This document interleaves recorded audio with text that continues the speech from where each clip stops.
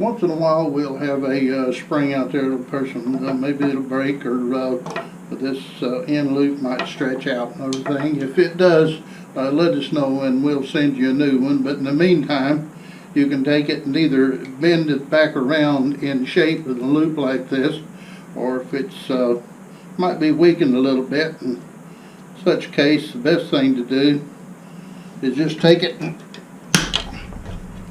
snip that off. Take that same pair of dikes and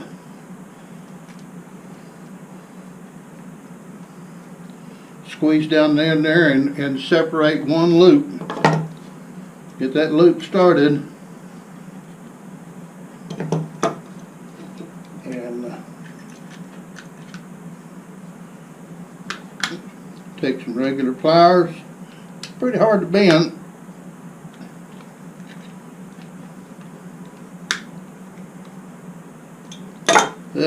Bend it on down, and if it don't come out perfect, it doesn't make any difference, but bend it down and you can put this on there and use it until we can get a new one to you.